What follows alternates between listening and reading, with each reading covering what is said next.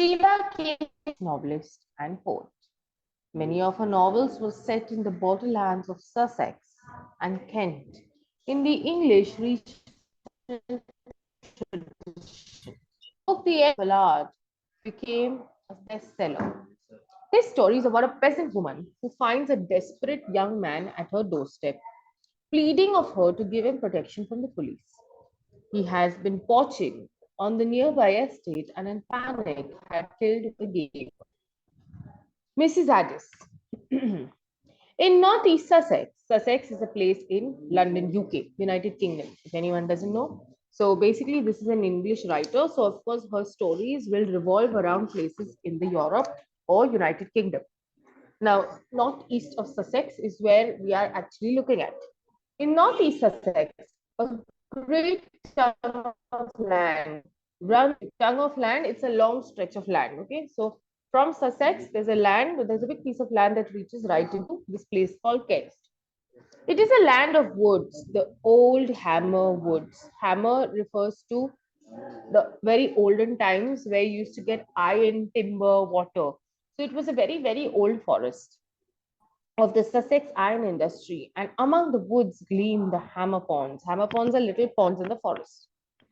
Owing to the thickness of the woods, the road that passes Mrs. Addis's cottage is dark long before the fields beyond. That night, there was no twilight and no moon, only a few pricks of fire in the black sky above the trees. But what the darkness hid, the silence revealed. In the absolute stillness of the night, windless and clear, every sound was distinct, intensified. The distant bark of a dog at Delmonden sounded close at hand, and the man who walked on the road could hear the echo of his own footsteps following him like a knell. Knell is a death bell. Okay, so what happened? It was such a calm night that you could even hear your own footsteps. Even a dog that was barking in the next village, that is the Delmonden. Delmonden was a neighboring village. The dog barking there could be heard in this area. Everything seemed like as if it was very close by, but the truth is, it was such a silent night, like you felt like as if everything was around. Every now and then, he made an effort to go more quietly, but the roadside was a mass of thorns, and their crackling and rustling were nearly as loud as the thud of his feet on the road. Besides, they made him go slowly, and he had no time for that. When he came to Mrs. Addis's cottage, he paused a moment. Only a small patch of grass lay between it and the road, and he looked in at the lighted, uncurtained window. He could see Mrs. Addis stooping over the fire, taking some pot or kettle off it. So, as he was walking down this forest road, this particular man, he realized that he couldn't walk fast because if he walked fast, the crackling of the thorns and the dry leaves made even worse sounds. If he walked slowly, also, the crackling kept rustling around. So he had to be very careful and cautious because every single step that he took made a rattling sound. And there he reached on Mrs. Addis's porch. A porch is nothing but a little, uh, like a platform area before your house. It's like a little porch, or it's like a little pavement that is before your house, okay? Like a parapet before your house. So Mrs. Addis was actually bustling the fire. When you say bustling, she must have been actually lighting her chimney. And you could see her bent there trying to do something with the fire. He hesitated and seemed to wonder. He was a big, heavy working man, not successful, judging by the poverty of his appearance. For a moment, he made as if he would open the window. Then he changed his mind and went to the door instead. So, what was she doing? Because it was a cold, dark night, she decided to have some maybe tea or coffee. So, she was putting the kettle onto the fire. And as she did that, this big, heavy man came around towards the window. Now, look at his physical description. He was big, he was heavy, all right. He looked like he was a working man, but his clothes, his attire said that he was not a successful man. He was someone who looked like he had been thrown by poverty. So, by appearance, he looked like as if he was very, very poor. First, he decided that he maybe would go towards the window and walk in quietly from the window where she wouldn't find him. But instead, he went towards the door. Let us see what he did while Mrs. Addis was in the house. He did not walk, but walked straight in. The woman at the fire turned quickly round. What's you, Peter Crouch? She said. I didn't hear you knock. I didn't knock, ma'am. I didn't want anybody to hear. How's that? I'm in trouble. His hands were shaking a little. What have you done? Okay, so he walked in like as if he really knew this house pretty well. And he walked in like as if maybe he was a part of the household, like as if we never take permission to get into our own house, something like that. And as he walked in, Mrs. Addis turned and there she saw him. So his name was Peter Crouch. And she told him that you didn't knock. He said that my intention was never to knock because you see, I'm in trouble. So his hands began to tremble while he said that. It only means he was shivering, was trembling. You shiver and tremble only for two reasons: either if it's very cold, or second, if you're scared. Clearly, he was scared. I shot a man, Mrs. Addis. You? Yes, I shot him. You killed him? I don't know. For a moment, there was a silence in the small, stuffy kitchen. Then the kettle boiled over, and Mrs. Addis mechanically put it at the side of the fire. Okay, so he confessed that he shot a man, and he told this to Mrs. Addis. But he was not sure whether the man that he shot was dead or no. So he wasn't sure whether he had killed this particular man. And Mrs. Addis was also equally in shock. She pulled out the kettle and mechanically, that means she must have been doing this every time. She must have been using the kettle over the fire every time. She pulled it and set it aside. What kind of a person was Mrs. Addis? We'll see in the next paragraph. She was a small, thin woman with a brown, hard face on which the skin had dried in innumerable small black wrinkles. She was probably not more than 42, but life treats some women hard in the agricultural districts of Sussex, and Mrs. Addis's life had been harder than most. So she must have been a farmer girl. She must have been a girl who was working in the fields, which is why her skin looked like it was very toiled. It was wrinkled at 42 only. She looked like an old woman at 42, which means life was very tough on her. Life was not easy on her. She was thin, she was frail, she was small, and her brown face had wrinkles like as if hair had stuck onto her face. So it had lines on all across her face. What do you want me to do for you, Peter Crouch? She said a little sourly. Okay, circle the word sourly. She was not very happy with what he had done. Of course, nobody would be. So she was very, very upset and she said, what do you want me to do? But like as if she didn't want to do. Let me stay here a bit. Is there nowhere you can put me till they've gone? Who they? The keepers. Oh, you've had a quarrel with the keepers? Have you? Yes. I was down by Cinderwood. Cinderwood is the name of a forest. Seeing if I could pick up anything. And the keepers found me. They were 4-1. So I used my gun. Okay. So the keepers must have been a group of people who were actually nothing but keepers of the forest. They were looking after the forest. They must have been Adivasis, tribal people living in the forest. The forest belonged to them. And all this, Peter Crouch went into the woods. Okay. And as he went into the woods, he happened to find these people, or rather, these people found him. They were 4 and he was only 1. And in that fear that they would kill him, he picked up his gun. Then I ran for it. They're after me. They can't be far off now. Mrs. Addis did not speak for a moment. Crouch looked at her beseechingly. So as soon as he shot, he ran away. And as he ran away, the keepers also ran behind him. They must have lost track here and there, but they were not far off. They were soon going to find him. He looked at Mrs. Addis like as if he wanted some positive appearance, some positive appeal. But Mrs. Addis was strong. You might do it for Tom's sake, he said.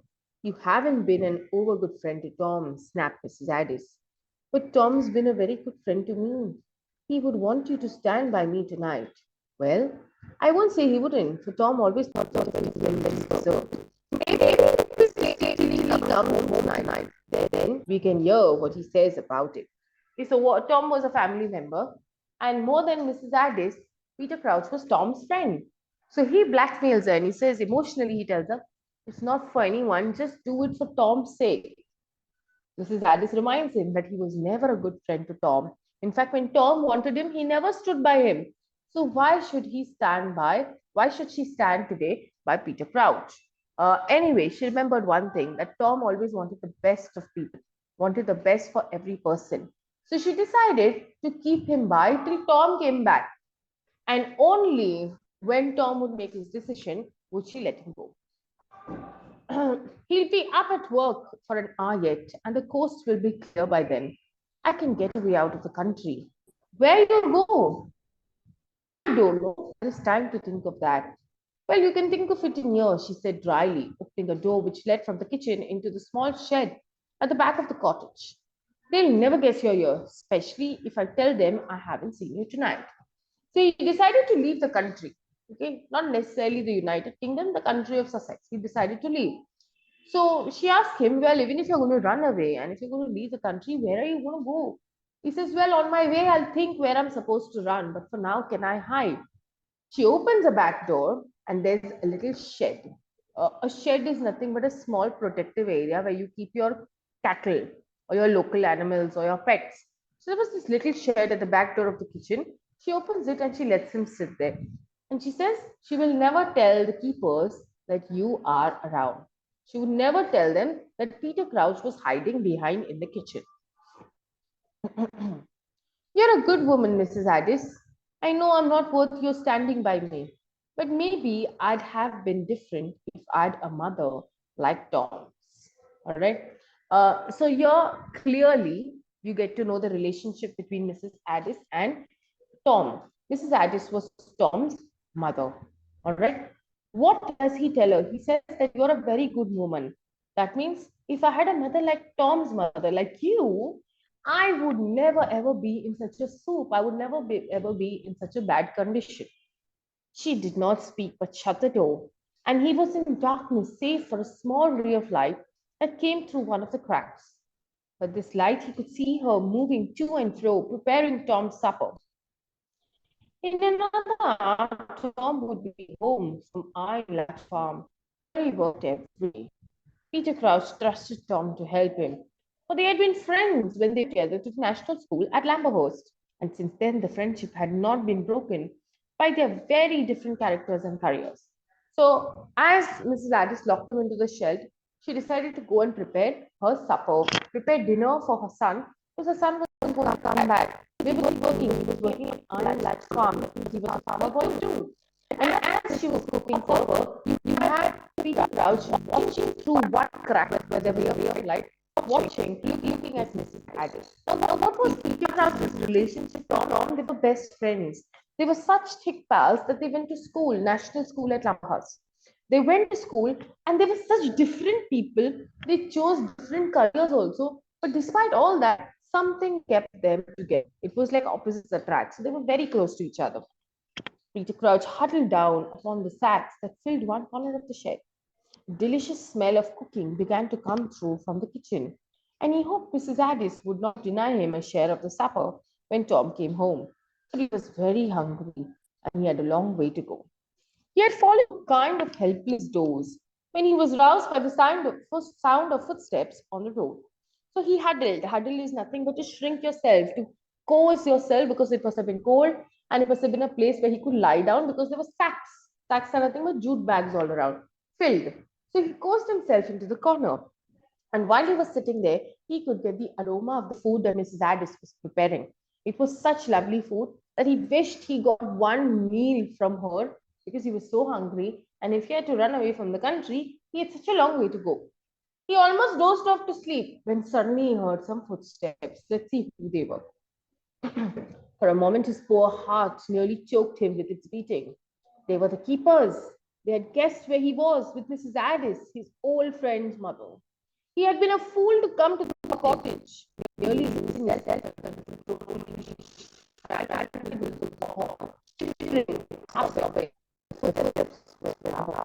The next minute, head into the shed. That was people, she said shortly. I saw them go by. They had lanterns. Maybe it would be better if you slipped out now and went towards Canceran. Canceran is a railway station. You'd miss them that way and get over to Kent. There's a London train that comes from Tunbridge Wells at 10 to 9. So as he heard the footsteps, his heartbeat began to race. And as it raced, it choked him. Okay. He began to think, why did he ever come to this cottage? Because this was the only place he could escape. And the keepers would very well know that it was Mrs. A he would go to because his best friend stayed there. He was scared, frightened. But as he sat there, the footsteps began to diminish. They went by. And the next minute, Mrs. Addis stuck her head in and gave him a plan. She told him, the keepers have gone. So now the best thing to do is you slip away, you get out and go towards Cancerin. Go to the railway station, take the London train. It comes from Tunbridge Wells. And there at 10 tonight, you'll be able to leave the country. That'd be a fine thing for me, ma'am. But I haven't the price of the ticket. She well, 7 shillings. It'll be your fare to London and a bit over. For a moment he did not speak. Then he said, I don't know how to thank you, ma'am. Oh, you needn't thank me. I'm doing it for Tom. I hope you won't get into trouble because of this. There isn't much fear. No likely to have been in this cottage. So she gives him some money because he had nothing on him, no food, nothing. She gives him 7 shillings and she tells him his ticket to London would come within that money and he would have some more left also. Peter Crouch couldn't be even more thankful. He couldn't be more happy. He was more than happy and he decided to take that money away. But he asked her whether she would fall into trouble because he was here. And she only replied by saying she did it for her son and nobody else. That's why sooner you went before Tom came back, for maybe he'd bring a friend with him and that make a trouble. So she tells him, you leave before my son comes back. He brings his friend along. They will definitely find out that you are in the cottage. So it's better you leave before your friend comes back. She opened the door for him, but on the threshold they both stood still, for again footsteps could be heard approaching, this time from the far south. Maybe it's Tom, said Mrs. Addis. There's more than one man there, and I can hear voices. You'd better go back, she said shortly. Wait till they passed anyway. With an unwilling shrug, he went back into the little dusty shed which he had come to hate, and she locked the door upon him. So as they went towards the threshold is nothing but the gate, the door. They opened the door and they could hear not one but two or three voices, distinct voices, and it was coming now this side from the south. She said, maybe it is Tom. He said, what is Tom? Keepers again. So she decided that she would put him back in the shed. She told him to go back into the shed. He didn't want to. He was unwilling. He shrugged. He hated it. But he had no choice. He had to go in and she locked the door. The footsteps drew nearer. They came slowly and heavily this time. For a moment, he thought they would pass also, but they are momentary. The crossing of the door. Momentary, darling. Time that is go by. The minute there was a knock, it was not Tom then. Okay, so this time also he thought maybe the footsteps are coming and they'll go, just like how the keepers went. But no, this time they came to the door. It was so slow, it was so uninterested. It was like as if it was a sad knock on the door. Something must have happened. Let's see what. Trembling with anxiety and curiosity, Peter Crouch put his eye to one of the numerous cracks in the door and looked through into the kitchen. He saw Mrs. Addis go to the cottage door, but before she could open it, a man came in quickly and shut it behind him. Crouch recognized Widler, one of the keepers of Scotland Castle, and he felt his hands and feet grow leaden cold. They knew where he was then. They had followed him. They had guessed that he had taken refuge with Mrs. Addis. It was all up. So just as Mrs. Addis opened the door, there came Widler. Widler was a keeper, a watchman at the castle that was in Scotland. All right. So here he had come. He closed the door behind him. And now Peter Crouch thought that he was caught. He thought that that was the end of it for him. He was not really hidden. There was no place for him to hide. Directly they opened the inner door, they would see him. Why couldn't he think of things better? Why wasn't he cleverer at looking after himself like other men? His legs suddenly refused to support him and he sat down on the pile of sacks. So at that point in time, he knew that all that Widler had to do was open the door. And the minute he opened the door, there he would find something. There he would find that there was none but Peter Crouch. All right. So he started to think what to do. Why wasn't he wise? He had no ideas coming to his mind. He was really done. All right. Other men may have thought of better ideas, but for something, his mind didn't support him. His legs refused to support him. He began to tremble and he fell back. He sat down into those sacks, thinking now it's time for him to be reached. The man in this room seemed to have some difficulty in saying what he wanted to Mrs. Addis. He stood before her silently, twisting his cap. Well, what is it? She asked. I want to speak to you, ma'am. Peter Crouch listened, straining his ears, for his thudding heart nearly drowned the voices in the next room. Oh no, he was sure she would not give him away. If only for Tom's sake. She was a good sort, Mrs. Addis. So the man who came to give the news or speak to Mrs. Addis wasn't speaking well. Okay, there was something that was stopping him. There was something that was not allowing him to speak freely. And here Peter Crouch's heart was beating so fast that he couldn't even hear what the man was saying. But for some reason, he was twitching his cap, putting on his collar properly, but not saying what he had to. He knew one thing, that Mrs. Addis would not give him away. That means she wouldn't have opened the door, only if she really loved her son, Tom. Now let's see what happened. Well, she said sharply as the man remained tongue tied. Tongue tied is to be quiet, not to say a single word. I have brought you bad news, ma'am.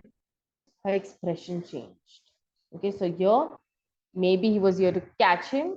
Maybe he was here to tell him something that was going to be absolutely disastrous to Mrs. Addis. What? It isn't Tom, is it? He's outside, said the keeper. What do you mean? Said Mrs. Addis, and she moved the door. Don't, ma'am, not till I've told you. Tell me what? Oh, be quick, man, for mercy's sake. And she tried to push past him to the door. So Tom was out. In what condition, we still don't know. But he told her not to open the door till she was summoned to. But being a mother, she had no patience, so she pushed him past and went towards the door. There's been a row, he said, down by Cinder Wood. There was a chap there snaring rabbits, and Tom was walking with the Boormans and me and old Crotch. We heard a noise there. It was too dark to see who it was, and directly he saw us, he made off. But we scared him, and he let fly with his gun. Tom, said Mrs. Addis. The keeper had forgotten his guard, and before he could prevent her, she had flung open the door. So there has been a row. That means there was some shootout. A row is a shootout. If you remember, there were four people who were first from Peter Crouch. Clearly, the four people, according to Peter Crouch, would have been Tom, Boormans, himself, and Old Crotch. Now, at this point in time, Peter Crouch thought that the keepers were coming to kill him. And there he stood, but something had happened. All right, someone was killed unnecessarily. Mrs. Addis ran out, she saw Tom. The men outside had evidently been waiting for the signal, and they came in carrying something, which they put down in the middle of the kitchen floor. Is he dead? Asked Mrs. Addis without tears. The men nodded. They could not find a dry voice like hers. In the shed, Peter Crouch had ceased to sweat and tremble. Strength had come with despair, for he knew he must despair now. Besides, he no longer wanted to escape from this thing that he had done. Oh, Tom and I was thinking it was one of the keepers. Oh, Tom. Okay, so what had Peter Crouch done? Peter Crouch had killed his own best friend, thinking he was one of the keepers, not knowing that instead of his best friend, instead of a keeper, he was actually killing his best friend. He wanted to run away. He wanted to be despaired, but he couldn't run away. If he had to face it, he had to face it now. And if he had to be sad, he had to be sad now in front of everyone. And it was you that got it from me. I don't want to live. And yet life was sweet, for there was a woman at Ticehurst, a woman as faithful to him as Tom, who would go with him to the world's end even now. But he must not think of her. He had no right. He must pay with his life for what he had done. So here Mrs. Addis was giving shelter to the man who actually killed her own son. She was being faithful to him. She was not going to give him up, still after knowing that he was killed by someone who she was shedding into her kitchen. Mrs. Addis was sitting in the old basket armchair by the fire. One of the men had helped her into it. We'll go around to Iron Latch Cottage and ask Mrs. Gain to come down to you. All right, Iron Latch Cottage, if you remember, is the place where Tom was working. So they said, we'll go down there and we'll ask the owner, Mrs. Gain, to come to you. This is a terrible thing to have come to you. And as for the man who did it, we have a middling good guess who he is, and he shall hang. So the other keeper said that we kind of know whoever has actually done this. And if our guess is right, he will be hung to death. Mrs. Addis was sitting in her chair, not knowing how to react. We didn't see his face, but we've got his gun. He threw it into a bush when he bolted, and I swear that gun belongs to Peter Crouch, who's been up to no good since the day he was sacked for stealing corn. So they knew now that the gun belonged to Peter Crouch, and they were waiting to find him. He was a robber, he was a thief, he was not an honest man like Tom. And here you had everyone who was ready now to catch him and maybe kill him, hand him to death. But he couldn't have known it was Tom when he did it, he and Tom always being better friends than he deserved. Peter Crouch was standing upright now, looking through the crack of the door. He saw Mrs. Addis struggle to her feet and stand by the table, looking down on the dead man's face. He saw her put her hand into her apron pocket, where she had thrust the key of the shed. Okay, so there, uh, Crouch and Tom were good friends that Peter Crouch would have deliberately never ever killed him. And as the keepers left, she looked at her son, she pulled out the keys, and there were the keys of the shed. Let's see what happened after this. The Boomans have gone after Crouch, said Whitlaw, nervously breaking the silence. They thought he'd broken through the wood iron latchway. There's no chance of his having been by here. You haven't seen him tonight, ma'am. The Boomans are none but the keepers. They are running after Crouch. They are searching for him because he was the one who killed her son. And they also asked her whether by any chance she came across Peter Crouch. There was a pause. Now, Peter Crouch was waiting to know whether Mrs. Addis really was going to give him up or sell him off. Let's see whether she did. No, said Mrs. Addis. I haven't seen him. Not since Tuesday. She took her hand out of her apron. Well, we'll be getting around and fetch Mrs. Green. Reckon we'll be glad. Okay, so she said no, which means she didn't give up. She kept her promise, the promise of keeping Peter Crouch safe. And she said she had not seen him since Tuesday.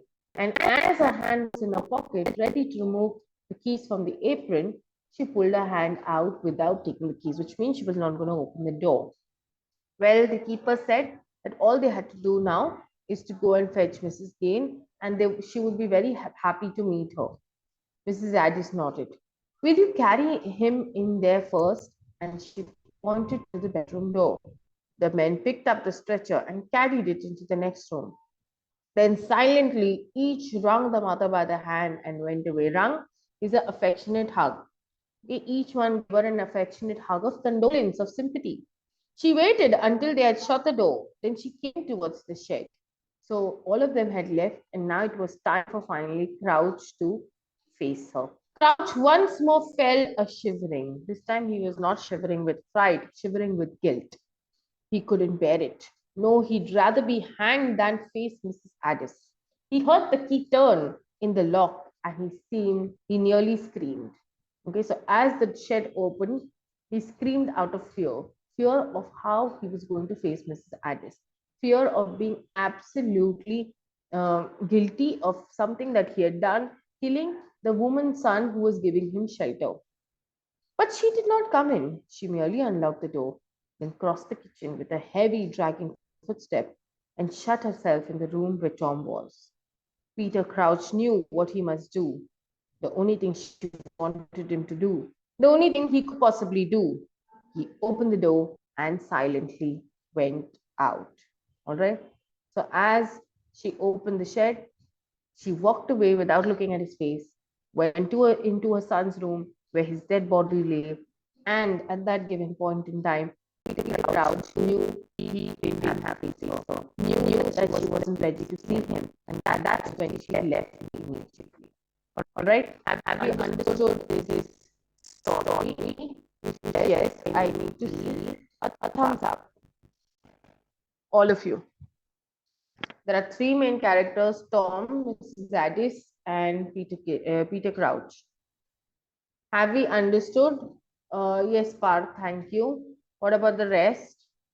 I need to know if you all have understood this story.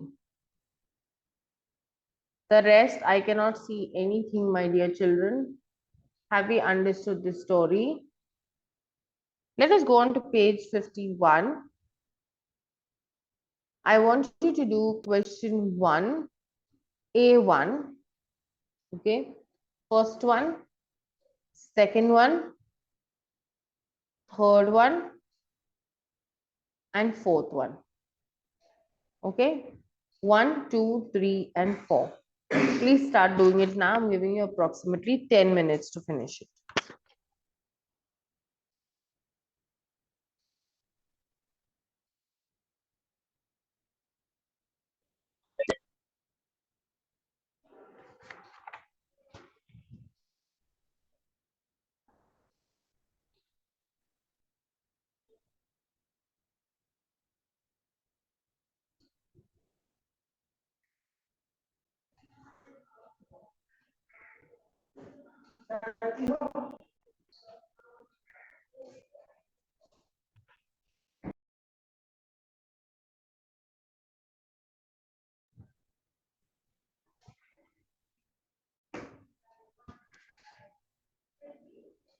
Children, I'm giving you 7 to 8 minutes more.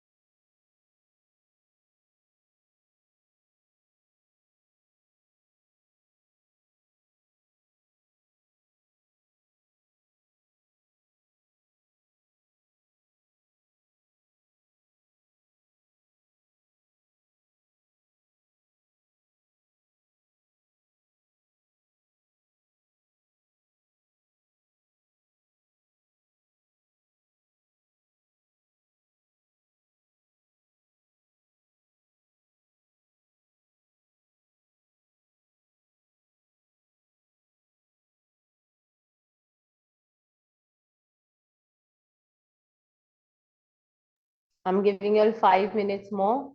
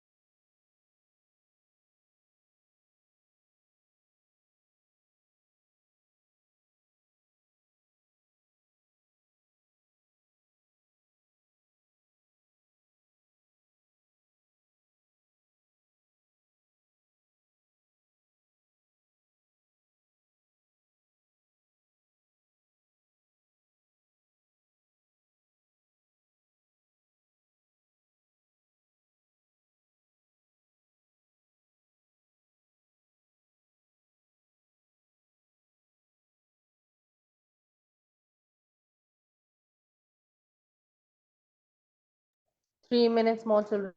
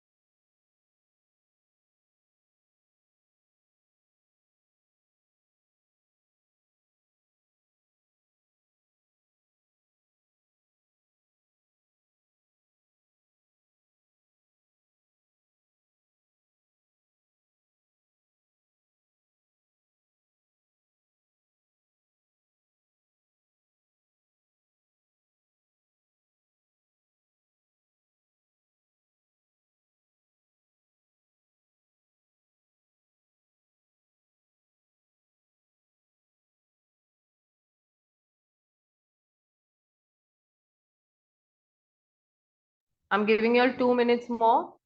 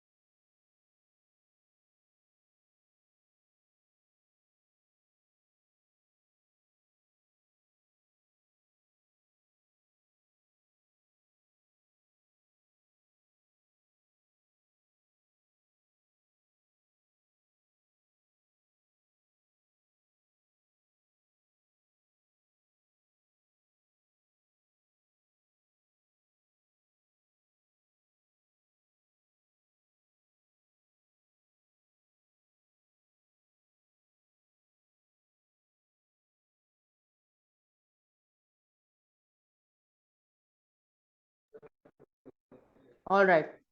Are you all ready? I'm giving you all only one.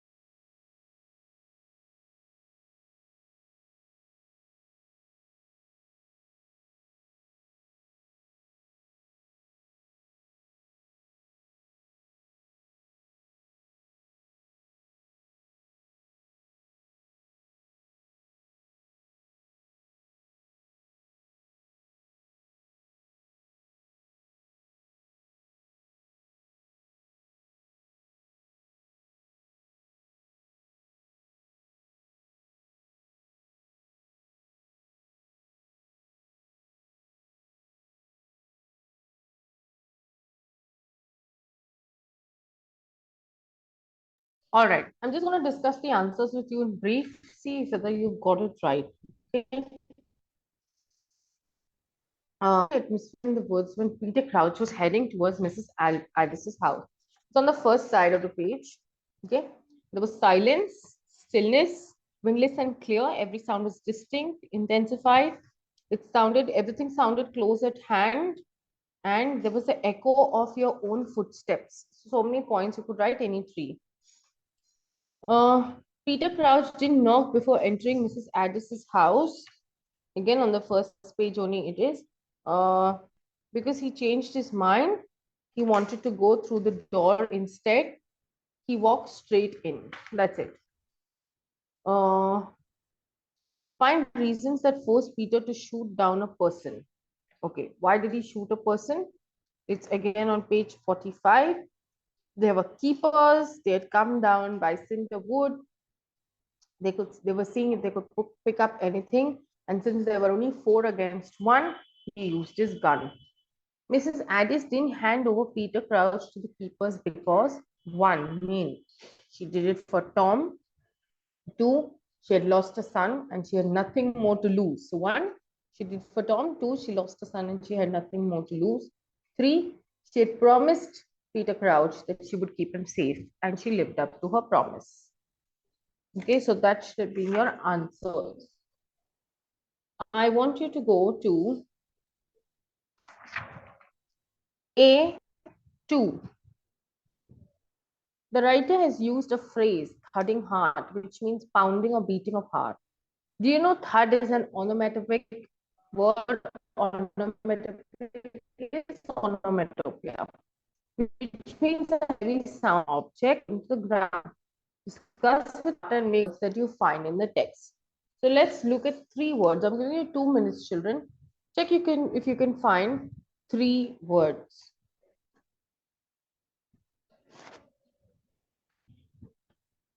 3 words that speak of sound.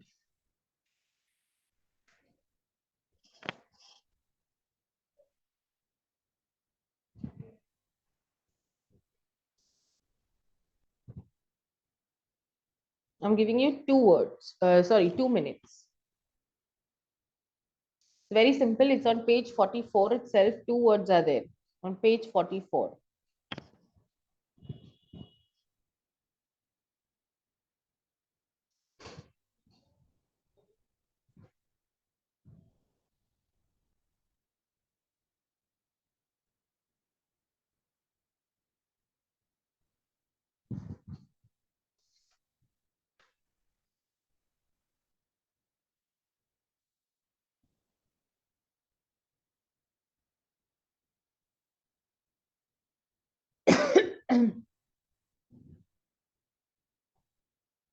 One more minute.